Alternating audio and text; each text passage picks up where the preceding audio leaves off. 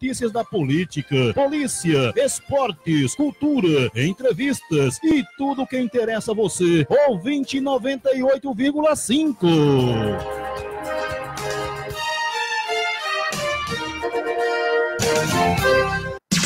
Você está ouvindo Itaenga Notícias. Apresentação: Júlio Filho, o amigo da cidade.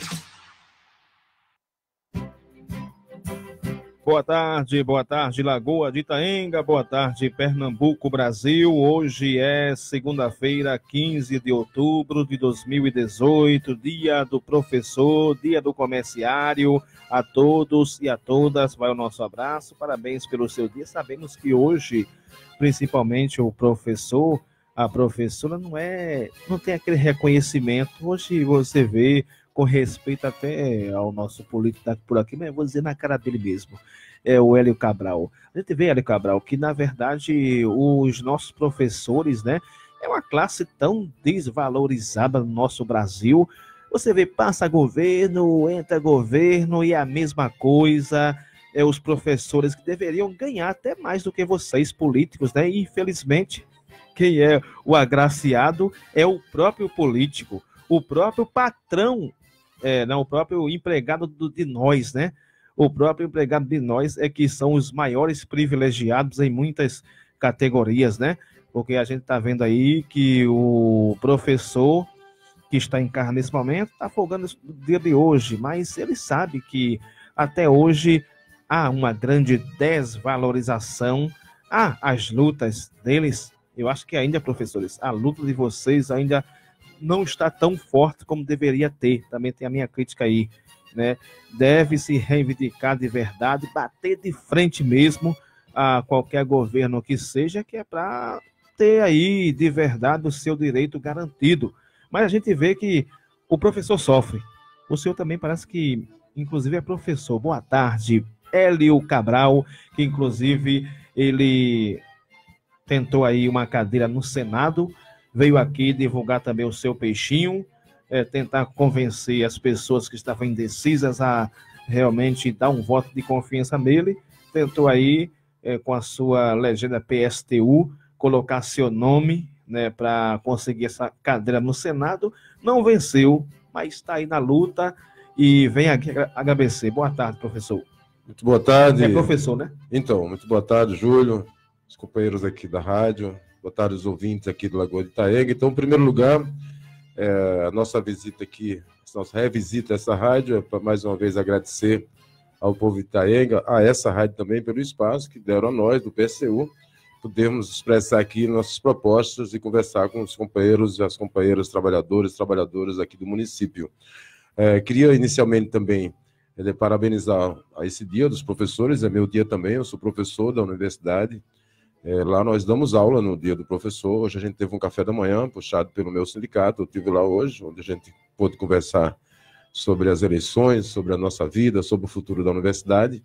E também queria parabenizar os comerciários, hoje estão de folga também, na maioria das cidades, não sei como é que é aqui no interior, muitas vezes não tem sindicato e, portanto, o comércio não dá essa folga aos comerciários, mas naquelas cidades tipo Caruaru, Recife, cidades grandes onde há uma organização dos sindicatos, muitas vezes os comerciários hoje estão folgando. Então, parabenizar essas duas categorias, são duas categorias importantes, né, para a sociedade, tanto os comerciários, né, como os professores, nós principalmente, como você já falou, nós vivemos uma situação muito difícil em que o professor precisa ser valorizado pelo Estado, pela sociedade como um todo. Acho que os pais e as mães das crianças, eu também tenho filhos, nós temos todos que nos preocupar com a situação da educação hoje no país.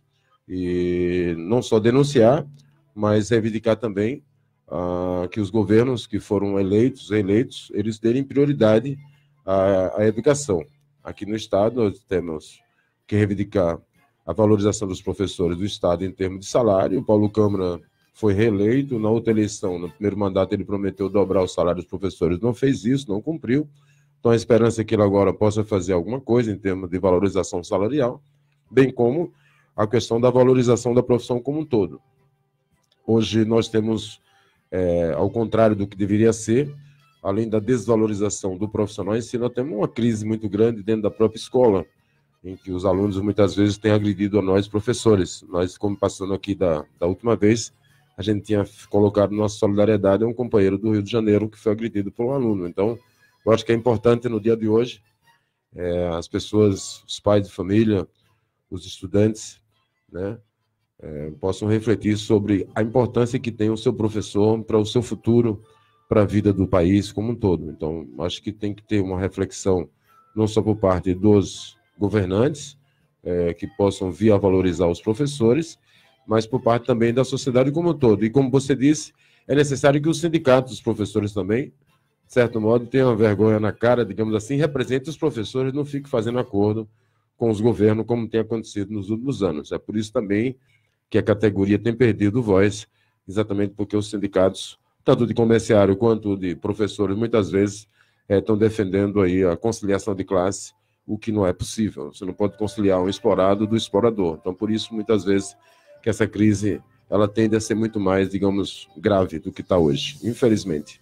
Mas parabéns a todos, de todo modo. Professor Hélio Cabral, você atingiu em todo o Brasil, porque você teve até uma projeção de nível regional, nacional também, aí, com o seu nome, Hélio Cabral, senador por Pernambuco. Diga aí os números que você teve aí de votação, os números também, fica à vontade para dizer a sua legenda PSTU. Ficou feliz você com os resultados que aconteceram aí em todo o Brasil? Temos agora a caminhada para o segundo turno. Qual é a posição de Hélio Cabral, do PSTU de Pernambuco, do PSTU nacional? Aqui, fique bem à vontade, porque esse espaço é livre, é democrático, é da gente. Bom, primeiro, sobre as eleições, nós fazemos uma avaliação positiva do nosso partido, em que pese a gente ter denunciado, vocês foram testemunhas disso também, toda a sociedade, da falta de democracia que há no processo eleitoral.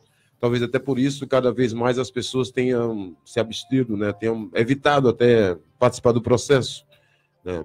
Hoje, por exemplo, o governador eleito teve 1.900.000 votos. Nós temos 6.500.000 eleitores. Ou seja, ele não atingiu metade da aprovação da população no nosso estado e vai dirigir de novo o nosso estado. Ou seja, há uma crise aí de direção no nosso país. Então, com toda a dificuldade de ter apenas 6 segundos na televisão e os outros terem minutos, de não ter o dinheiro que eles têm, e se bem que a gente não gastaria o dinheiro na eleição como eles gastam, comprando voto muitas vezes, fazendo bandeiras, coisas que não contribuem com a consciência da população, daquelas pessoas que vão votar, muito menos de expor o que eles vão votar lá. Na sua maioria das vezes eles são eleitos com um discurso, e ao ser eleitos, ao pedir o voto, eles fazem um discurso de que vão melhorar a educação, de que vão melhorar a saúde, que vai lutar por mais água pelo povo, que vai lutar por mais verba para o pequeno agricultor, mas no dia que eles são eleitos, eles passam a ser detentores do próprio cargo que o povo deu através do voto, e eles votam nos interesses deles. Então, isso é um problema que a gente vai ter que enfrentar.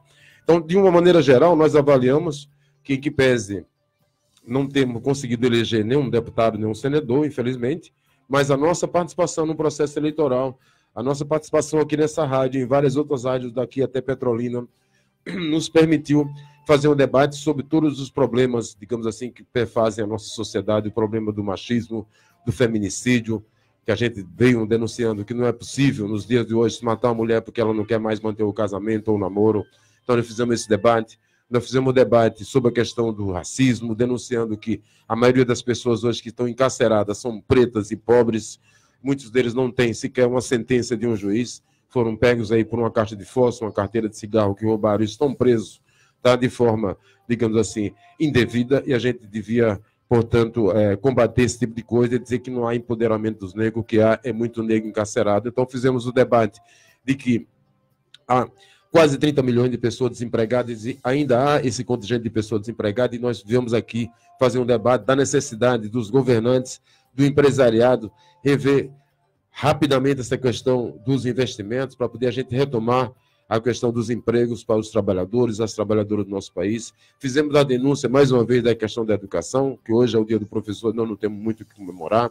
Fizemos mais uma vez a denúncia, e que o povo conhece muito bem, da questão da saúde, das pessoas chegarem numa ambulância lá em Recife e terem que ficar com a marca da ambulância, porque não tem leitos, não tem marca para poder as pessoas ficarem acolhidas naquele hospital para tratar da sua doença. Então, fizemos um debate super importante, que Se de um lado eles não reverterem voto, por outro lado se reverteram na necessidade da consciência de cada um, de cada uma, de exigir naqueles que votaram, que elegeram, que eles cumpram com as promessas que fizeram aqui durante o período de campanha. E por último, respondendo sua pergunta, qual a posição do nosso partido, qual a minha posição em relação ao segundo turno. Nós colocamos para os companheiros, para as companheiras, durante o primeiro turno, que a opção para os trabalhadores era a opção do PSTU. Porque nós era o único partido que defendíamos que tinha que suspender a dívida pública, porque a dívida pública consumiu no ano passado 40% do orçamento da União, e, portanto, isso é um problema. Denunciamos a lei de responsabilidade fiscal, que não tem responsabilidade nenhuma social, mas sim responsabilidade com os bancos e com os banqueiros. Então, tudo isso nós fizemos em defesa de que tiramos o dinheiro da dívida para poder financiar mais saúde, financiar mais educação, valorizar mais professores, ter mais casa para morar, ter mais transporte para as pessoas andarem em melhor qualidade e tudo mais, e nós não fomos eleitos. Por outro lado, aqueles que foram eleitos, nós vamos ter que exigir deles o cumprimento das promessas, ou seja, que o país tem que retomar o emprego. Ou seja, na verdade, nós não acreditamos muito, o povo também que não votou e que até votou nessas eleições, não acredita muito nesse processo eleitoral. O que nosso partido está fazendo é o seguinte, nós vamos ter que derrotar nas ruas e nas urnas o candidato Bolsonaro. Nós teremos uma posição de votar no 13, não a favor do PT, mas a favor, vai ser contra Bolsonaro. Essa é a posição do nosso partido. E, ao mesmo tempo, nós estamos chamando o povo para ir para as ruas em oposição, tanto a um contra o outro, se ganhar. Porque, lógico, vai ganhar um ou outro. O que ganhar, nós vamos ser oposição ao primeiro dia de gestão, chamando o povo para defender para a manutenção da aposentadoria, porque eles vão querer atacar a questão da aposentadoria, vão querer fazer a reforma da Previdência, vão querer atacar mais uma vez os direitos dos trabalhadores, e o Bolsonaro está prometendo coisa pior, tirar o 13º, não só agravar ainda mais a reforma da Previdência que ele votou a favor, mas tirar 13º salário, tá certo? Prejudicar as mulheres em termos de receber menos do que os homens. Já acontece isso hoje, isso poderá piorar num governo como o dele, além da possibilidade da gente ter um alto golpe, como disse o vice-presidente dele, o general Mourão, disse que se as coisas não andarem bem, se o Congresso não responder como eles gostariam ou gostarão de fazer as coisas, eles podem meter uma canetada lá e fazer um golpe, fazer uma nova ditadura no Estado. E para quem viveu a ditadura militar, como eu, que vou fazer 59 anos, já vivi esse período nos países, eu não queria jamais viver sobre a égide de uma ditadura militar, onde você tem que ter toque de recolher, onde você perde o direito de ter sindicato, onde você perde todos os direitos de conversar com as pessoas sobre futebol, sobre política, sobre qualquer coisa. Então, jamais uma ditadura no nosso país. Agora, professor, a gente fica observando também, né, comentários de especialistas, de pessoas que estão dentro e fora da política, que o senhor falou aí do outro candidato, Bolsonaro. Aí, meio se ausentou também do Partido dos Trabalhadores, que hoje é liderado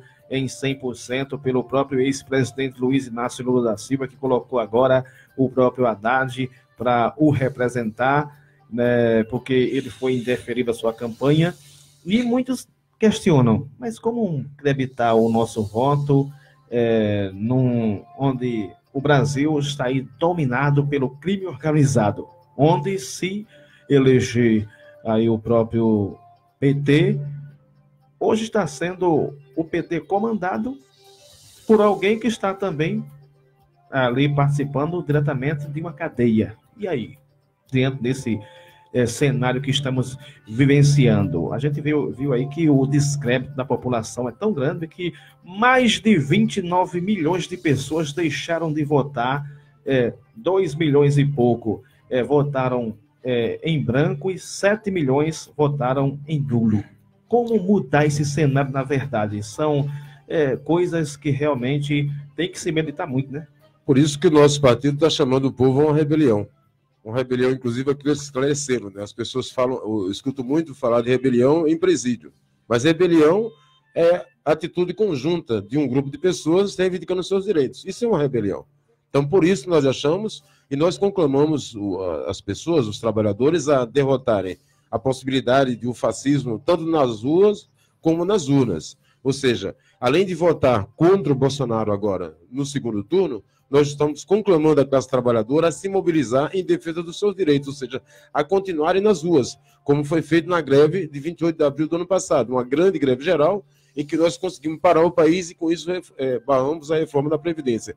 Então, nós achamos que, para a classe trabalhadora, a única saída é exatamente rechaçar, como ela tem feito, o processo eleitoral, ou seja, de 2 em 2 anos. Os caras vêm aqui, dão um tapinha nas costas, um sorriso aberto, prometem mundos e fundos, e quando eles são eleitos, só eles ficam com o dinheiro. E a classe trabalhadora, que trabalha o ano inteiro, cada dia vê os seus direitos sendo retirados. Então, a maneira como nós vimos, para poder sair dessa crise, sob o ponto de vista da nossa classe, é nos organizando e indo para o confronto. O confronto significa dizer, de forma organizada, nós vamos lutar pelos nossos interesses, como fizemos a última greve do ano passado. Então, se os caras, qualquer um que ganhar, tanto o Haddad quanto o Bolsonaro, se eles propuserem ao Congresso a reforma da Previdência, qual é a alternativa que nós chamamos da classe? Ir para as ruas, fazer uma grande greve geral para poder barrar. Porque se depender do Congresso. Esse Congresso que foi reeleito, boa parte desse Congresso foi reeleito, são representantes dos ricos, ou quando não são os próprios ricos, e agora nós tivemos lá, me parece que 240 e poucos deputados supermilionários eleitos agora. Ou seja, um Congresso que não tem nenhum comprometimento com a classe trabalhadora. Certo? Então não podemos esperar nem do Congresso e nem de um ou outro candidato que venha atacar os direitos. Ou seja, qual é a alternativa da classe? Se organizar e ir para as ruas defender o seu direito, como foi feito na última greve geral. E se questiona também que a gente viu aí que muitos foram eleitos, como a sua pessoa disse, pessoas aí da elite, muitos políticos, mas não podemos isentar que o próprio povo, que tanto fala de corrupção, fala de questão que tem nojo de política, e quando chega no dia da política, faz a mesma besteira. Mantém os mesmos, né? Como foi agora, você reeleger o Jarbas Vasconcelos e Humberto estava 8 anos no Senado, das marcas mais importantes que ele fez foi retirar direitos dos trabalhadores, mexer no PIS, dificultar o salário-desemprego e acabar com a pensão por morte. O Jarbas votou na lei das terceirizações, o Jarbas votou a favor da reforma da Previdência, da reforma trabalhista, perdão. Se tiver reforma da Previdência, ele vai votar dessa forma. O Jarbas está junto com o governador eleito. Provavelmente eles vão deixar de pauperar, sabe, a BR-232 para poder botar cancelas, ou seja, para poder botar pedágio. Vão querer fazer a mesma coisa na 408, ou seja, você anda aqui, né, se você comparar essa BR há alguns anos atrás, do que era no passado, hoje está uma maravilha, parece o primeiro mundo, e é do primeiro mundo, e a gente tem direito de ter estradas melhores do que nós temos hoje, porque nós pagamos altos impostos, impostos muito caros, para poder vir com pouco investimento, para poder ter pouco retorno para a sociedade. Mas esses caras que foram reeleitos, né, o Paulo Câmara, o Jarbas, o Humberto, provavelmente a saída deles é dizer que nós estamos numa crise em que nós não temos crise. Quer dizer, a crise só é para os trabalhadores. O Banco Itaú teve 9 bilhões de dividendos e lucro. A família que dirige o Banco Itaú, por exemplo. Onde é que está a crise? Nós já fizemos essa denúncia aqui, ou seja, os caras continuam cada vez mais ricos, eu digo os milionários, o cara da Odebrecht está preso, mas a Odebrecht existe.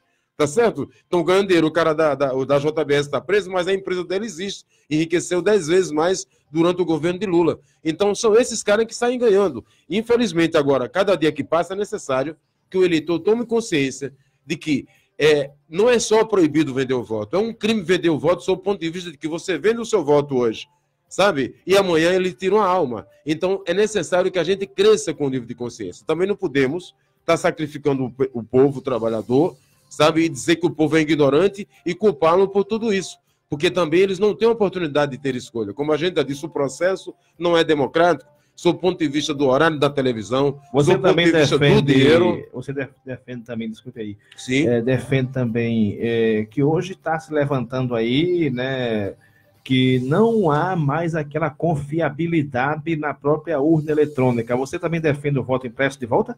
Não acredito, não. Acho que a tecnologia, claro que você pode manipular qualquer urna dessa. Essa urna são computadores. Assim como você tem no seu celular um computadorzinho, um microcomputador, a urna é isso mesmo. Agora, pela maneira como elas são, digamos assim, elaboradas, pela maneira como elas são auditadas, vistoriadas, antes e depois dos processos eleitorais, ao longo dos anos, não teve nenhuma denúncia de que qualquer eleição tenha tido, digamos assim, desvio através do uso da tecnologia. Então, eu não acredito, não sou daqueles, feito o Bolsonaro está dizendo, se ele ganhar, a urna é boa, se ele perder, a urna é ruim, isso aí, sabe, isso não é honesto, né? Eu acho que as pessoas têm que acatar o que é bom, o que é ruim para você, independente do resultado. Então, você só presta o resultado se for favorável a você, isso é ser tendencioso, isso não é ser educativo, e ele não tem demonstrado nenhuma possibilidade de educar a nossa sociedade se ele vier a ser presidente da República, e nós torcemos que isso não aconteça. Cabe também responder essa pergunta, Hélio Cabral, que muita gente se questiona, e até chega a mim, né?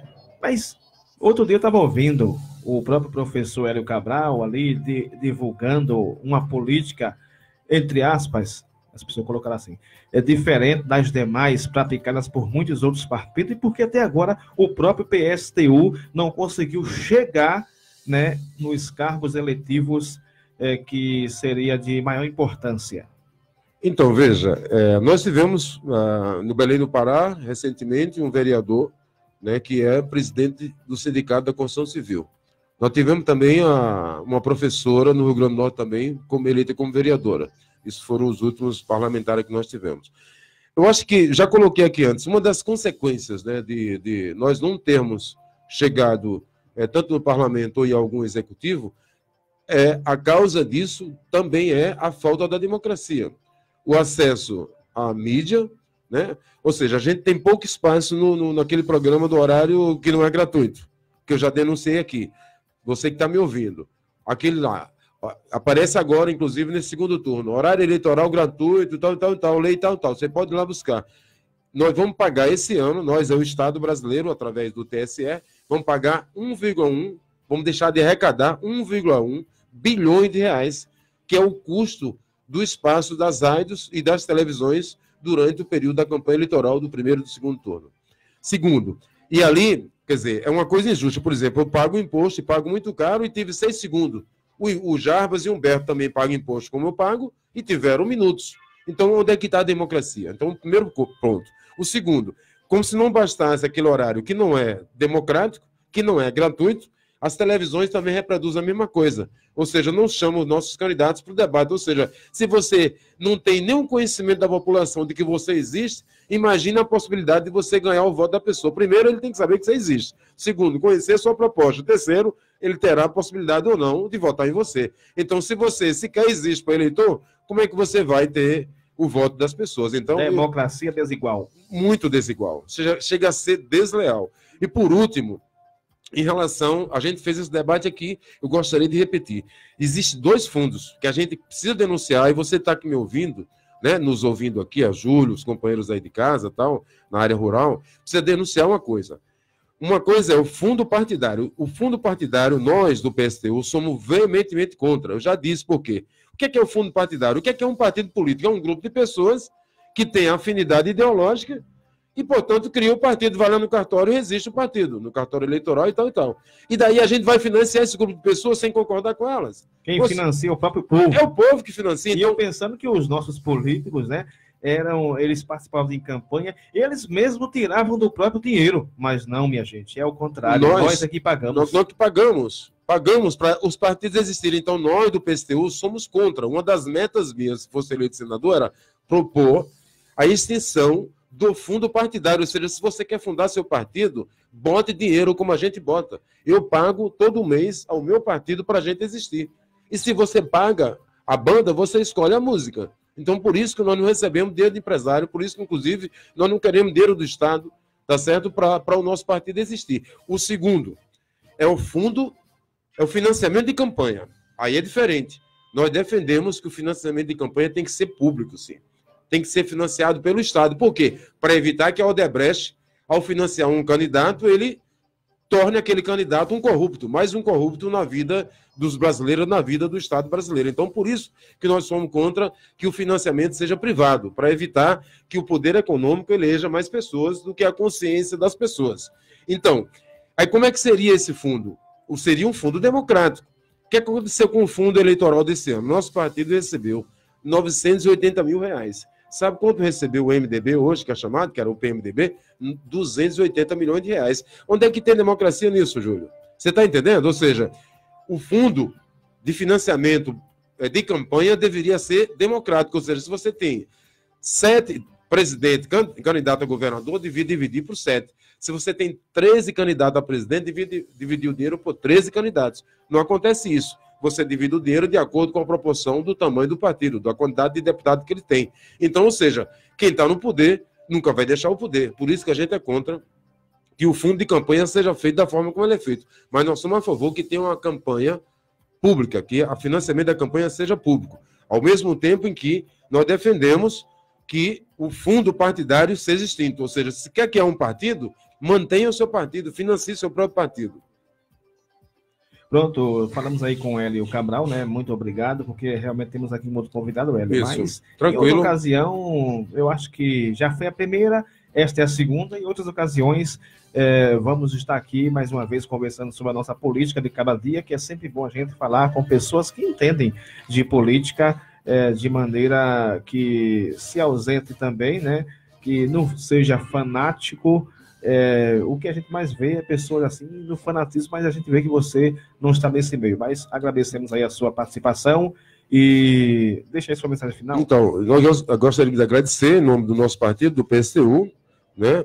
Dizer que nós estamos também à disposição não só dessa rádio, mas do povo aqui de Lagoa de Itaenga, e queremos já, de antemão, deixar aqui, talvez aí para a semana, para a gente voltar aqui pela nossa Central Sindical Popular, a CSP com Lutas.